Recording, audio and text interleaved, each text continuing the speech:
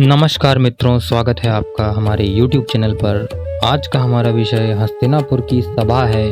तो आइए शुरू करते हैं। आप सभी को मालूम है कि जो दूसरा दिन हुआ, यानी पहले दिन तो भगवान श्री कृष्ण का स्वागत और सत्कार हुआ जब वो दूत बनकर हस्तिनापुर पहुँचे। दूसरे दिन होते ही जब कृष्ण संध्या बंदन आदि नित्य कर्मों से निवृत्त हुए तो दुर्योधन और शकुनी उन्हें बुलाने आ गए। महाराज ने यथाविधि ब्राह्मणों को दान दिया और अपने सारथी को रथ तैयार करने का आदेश दिया।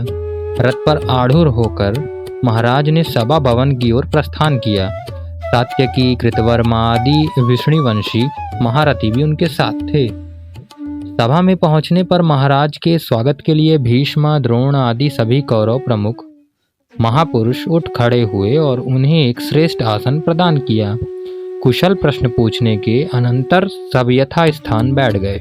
इसी समय वे ऋषि भी आ गए जो महाराज के रास्ते में मिले थे और जिन्होंने उनकी संधि विषयक वक्तृता सुनने की इच्छा प्रकट की थी।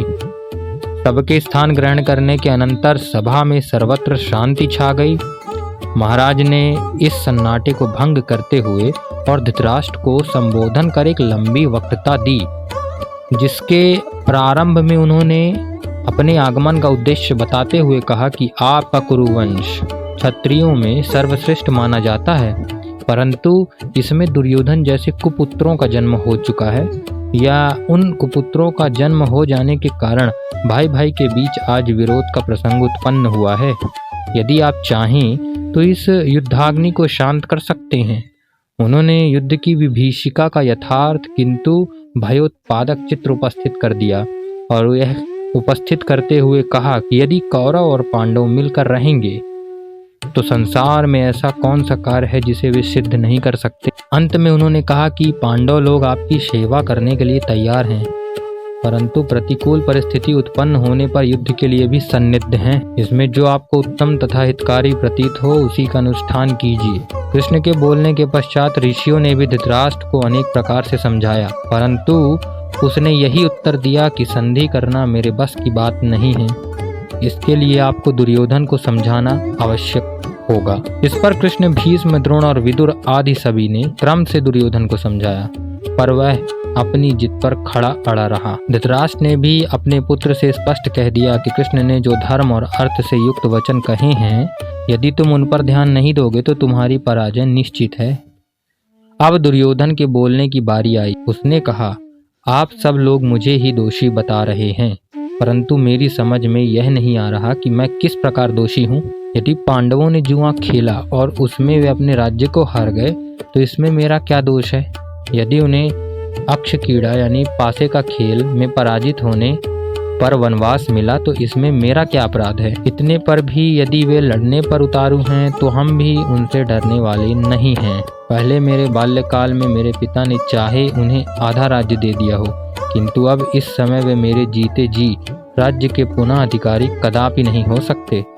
अधिक क्या कहूँ, तीक्ष्ण सुई की नोक से जितनी भूमि बींधी जा सकती है, मेरे राज्य से उतनी भूमि भी पांडवों को मैं नहीं दे सकता। दुर्योधन की इसी बात पर श्री कृष्ण ने मुंह तोड़ उत्तर दिया।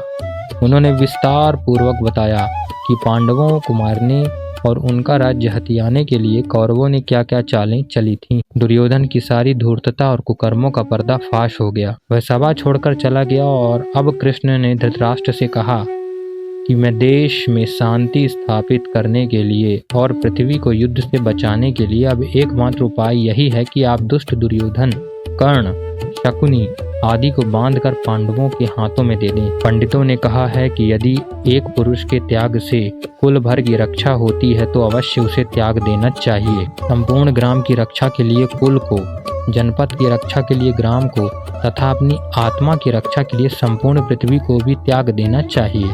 उन्होंने स्वयं का उदाहरण देते हुए कहा कि मैंने भी अपने मामा कंस को उसके दुराचारी होने के कारण मार डाला था। कृष्ण के इसी प्रभावशाली कथन को सुनकर एक बार पुनः धृतराष्ट्र ने कौरव माता गांधारी के माध्यम से दुर्योधन को समझाया, किंतु उस पर कोई प्रभाव नहीं पड़ा। उल्टा वह अपने साथियों के साथ कृष्ण को कैद करने का उपाय सोचने लगा। सात्यकी को दुर्योधन की इस दुर्भिसंधि का पता चल गया। उसने कृतवर्मा से कहा कि मैं यह समाचार कृष्ण से कहने जाता हूँ। तब तक तुम सेना का व्यूह बनाकर सतर्कता पूर्वक सभा द्वार पर उपस्थित रहो।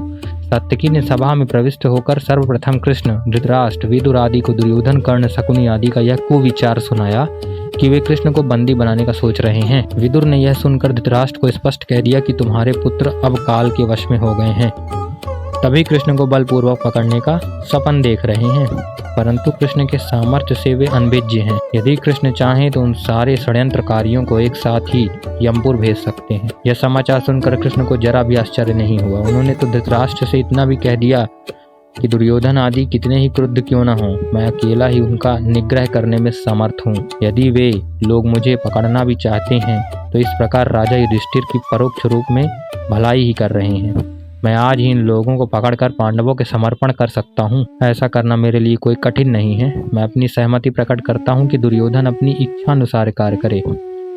कृष्ण की इन बातों को सुनकर धृतराष्ट्र घबराया। उसने पुनः विदुर के द्वारा दुर्योधन को बुलाकर फटकारा। उसने कहा, तू बड़ा क्रूर, पापी और नीच है। मैंने सुना है कि तू इन पाप बुद्धि पामरों की सहायता से महाप्रतापी कृष्ण को पकड़ने की इच्छा रखता है। तुझ समान कुल कलंक और नीच के अतिरिक्त और कौन ऐसे काम करने की इच्छा रख सकता है। परंतु तू यह निश्चित समझ कि कृष्ण को पकड़ना कोई हंसी का खेल नहीं है। बालक जिस प्रकार चंद्रमा को पकड़ने की इच्छा रखता है, उसी प्रकार यह तेरी इच्छा है। इस प्रकार विदुर ने भी दुर्योधन को इस दुष्कर्म के लिए बुरा भला कहा। विदुर के चुप हो जाने पर वासुदेव ने जोर से अट्टहास किया और सात्यकी तथा कृतवर्मा का हाथ पकड़कर चल दिए।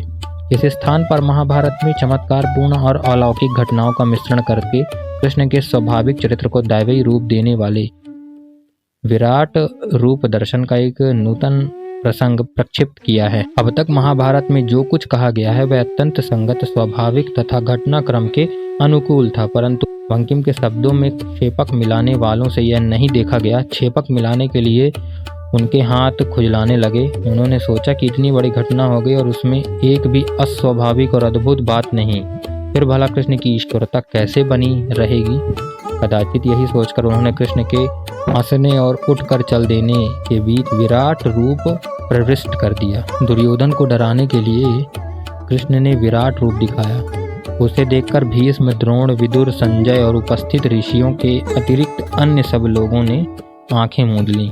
देवता पुष्प वृष्टि करने लगे और समस्त राजा अत्यंत भयभीत हो गए। पृथ्वी कांपने लगी। क्षेपककारों द्वारा की गई इस मिलावट को सिद्ध करने के लिए बंकिम बाबू ने निम्न प्रमाण दिए हैं। गीता के 11वें अध्याय में विराट रूप का जो वर्णन है वह प्रथम श्रेणी के कवि की रचना है। साहित्य जगत में वैसी रचना दुर्लभ है, पर भागवत मान पूर्व अध्याय में विराट रूप का वर्णन जिसने लिखा है वह काव्य रचना की विडंबना है।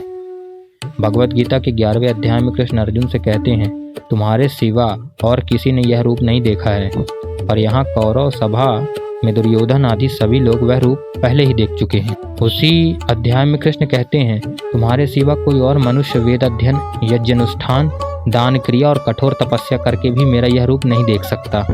पर कुकवियों की कृपा से सभा में उपस्थित ऐरों गैरों सभी ने विराट रूप देख लिया है। गीता में यह भी लिखा है कि अनन्य भक्ति से ही मेरा यह रूप लोग जान व देख सकते हैं। पर यहाँ दुष्ट आत्मा, पापी और भक्ति शून्य शत्रु वर्ग के लोगों ने भी विराट रूप का दर्शन किया है। इस प्रसंग में विराट रूप दर्शन की कोई आवश्यकता नहीं थी, कारण कि प्रथम तो दुर्योधन आदि कृष्ण को पकड़ने का विचार ही रखते थे। इसके लिए उन्होंने कोई चेष्टा नहीं की थी। दुर्योधन भी पिता और चाचा की फटकार सुनकर चुप हो गया। अगर वह कुछ प्रयत्न भी करता तो उसे सफलता नहीं मिलती, क्योंकि कृष्ण स्वयं इतने बलवान थे कि किसी के लिए उनको पकड़ना संभव नहीं था। फिर कृष्ण के सहायक सात्यकी, कृतवर्मा आदि यदुवंशी भी कृष्ण की सहायता और रक्षा के लिए उपस्थित थे। एक दूसरी बात अगर मान भी लें तो अतः प्रत्येक दृष्टि से देखने पर यही विदित होता है कि यहाँ विराट रूप दिखाने का ना तो कोई प्रसंग ही था और न प्रयोजन। यह स्पष्ट है कि क्षेपककारों की कृपा है, इसके अतिरिक्त यह कुछ भी नहीं। कौरव सभा से निकलकर महाराज कुंती से मिले और पांडवों के प्रति उनका संदेश लेकर विराट नगर की ओर चले गए, जहाँ पांडव ठहरे हुए थे। चलते समय उन्होंने कर्ण को अपने साथ रथ पर बिठा लिया। उसका क्या प्रयोजन था, यह जानना आवश्यक है। कर्ण कुंती का कानीन पुत्र था। जन्म की दृष्टि से पांडवों में वही ज्येष्ठ था। महाराज का कर्ण से वार्तालाप करने में प्रयोजन यह था कि किसी न किसी प्रकार कर्ण को पांडवों के पक्ष में मिला लेना चाहिए। इससे पूर्व वे साम और दाम आदि नीतियों का प्रयोग कर चुके थे। दंड नीति को अंत के लिए छोड़कर उन्होंने भेद नीति का प्रयोग किया। उन्होंने कर्ण से कहा कि कुंती के गर्भ से कन्यावस्था में उत्पन्न होने के कारण तुम युधिष्ठिर आदि पांडवों से बड़े हो, इसलिए तुम्हारे लिए उचित है कि तुम अपने अनुजों पांडवों के साथ दो। बड़े होने के कारण राज्य के अधिकारी तुम ही होगे। कर्ण पर महाराज की इस भेद नीति का कुछ भी प्रभाव नहीं पड़ा। वह दुर्योधन का साथी था और दुर्योधन का उस पर बड़ा ऋण भी था। दुर्योधन भी कर्ण जैसे महारथी के बल पर ही उछल रहा था। अपने मित्र को संकट में छोड़कर पांडवों के पक्ष में मिल जाना कर्ण को घोर स्वार्थ तथा कृतज्ञता प्रतीत हुई। अतः उसने महाराज के इस प्रस्ताव को अस्वीकृत कर दिया। कृष्ण को अपनी इस असफलता से दुख हुआ और उन्होंने यह कहकर उससे विदा ली कि जब मेरी बात तुम्हारे हृदय में नहीं बैठती तो यह निश्चय समझ लो कि इस संपूर्ण पृथ्वी की प्रजाओं के नाश का समय उपस्थित हो गया है। इस महानाश को कोई नहीं रोक सकता।